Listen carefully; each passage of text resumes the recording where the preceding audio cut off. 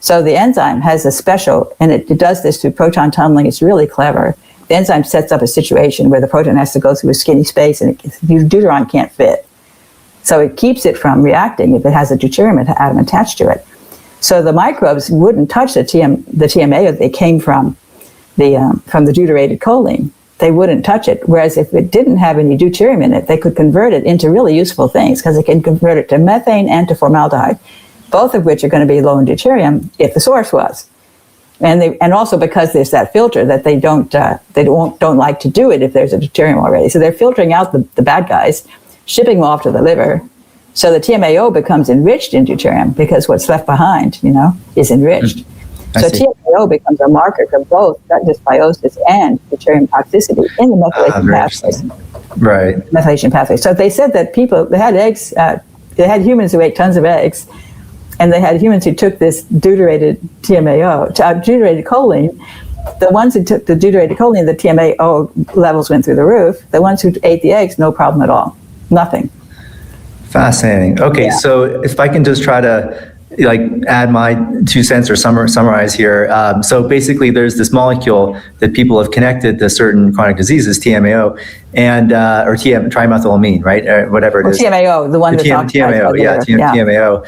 And you're interpreting that as a marker for deuterium overload or deuterium excess. And so it really can be correlation, not causation necessarily, but whatever. Basically, the idea is... Yeah, the molecule is acting as a signal to say, hey guys, you got some trouble here. You got to get rid of and what it is excess deuterium in the methylation pathways. And the methylation pathways are really cool. And so people know about methylation, the methylation pathways and how important they are for health and blah, blah, blah. What they don't realize is those methyl groups are severely depleted in deuterium.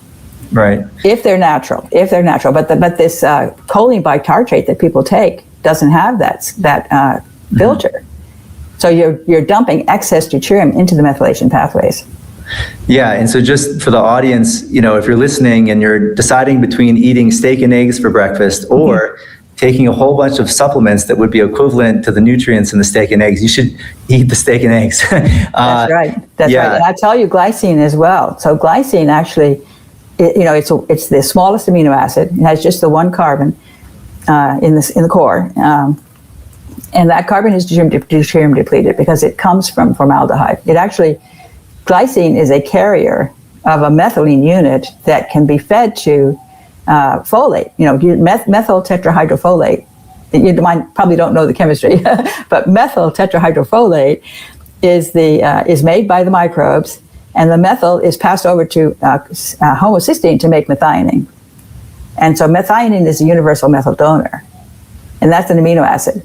So that methyl that's attached to the sulfur atom of methionine came from methyl tetrahydrofolate, which can come from glycine. And so it actually makes glycine from methyl tetrahydrofolate, and it converts glycine to methyl tetrahydrofolate. Does that make sense to you? Glycine has that methyl unit as its core. I see.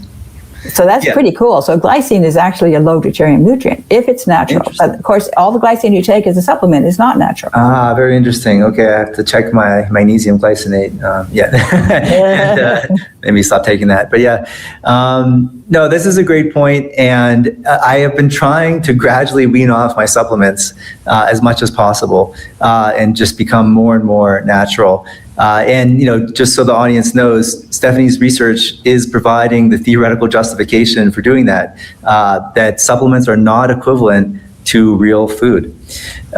So I thought we would just now switch over to deuterium and cancer.